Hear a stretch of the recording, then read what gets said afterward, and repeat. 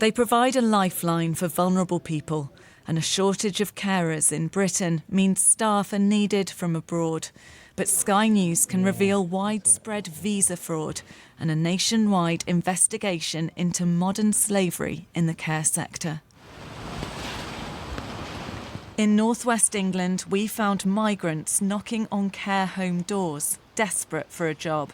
We are looking for a work permit, most of the care homes giving work permit or jobs. Inside, staff didn't want to be identified, but told us they're constantly being contacted by companies they've never heard of, offering them carers. We probably get about 4 or 5 calls a day asking if we need any agency staff. And a lot are now are phoning and offering that they'll do a free shift. And in terms of the knocks on the door from people asking for work, how often is that? 2 or 3 times a day, I'd say. It's happening because some companies are illegally charging for work visas and then failing to provide jobs. This woman, who we're calling Mary, paid £4,000 to an agent in the north of England for a certificate of sponsorship for a full-time job as a carer. It was only after she arrived from the Philippines in July that she realised she'd been conned. Have they given you any work? No, even single day of work, they couldn't provide, they didn't give us. Visa rules mean she's only allowed to work full-time for her sponsor, and any part-time work has to also be in care.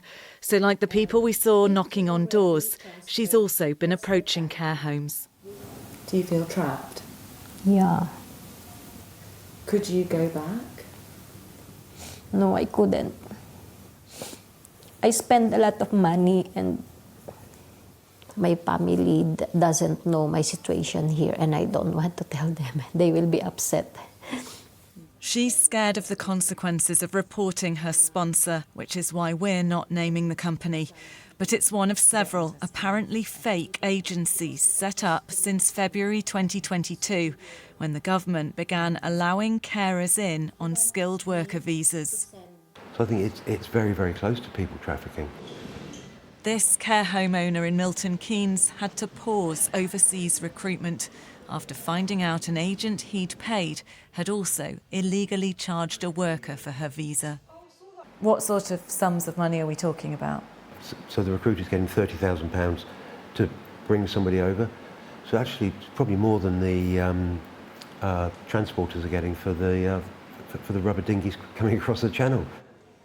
A major investigation is now underway into multiple care agencies suspected of being established with the intention of exploiting workers.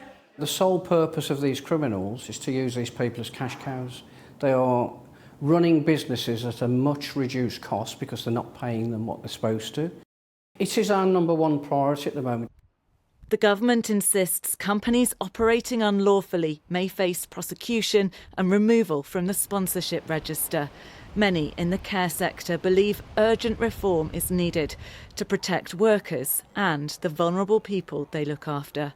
Becky Johnson, Sky News.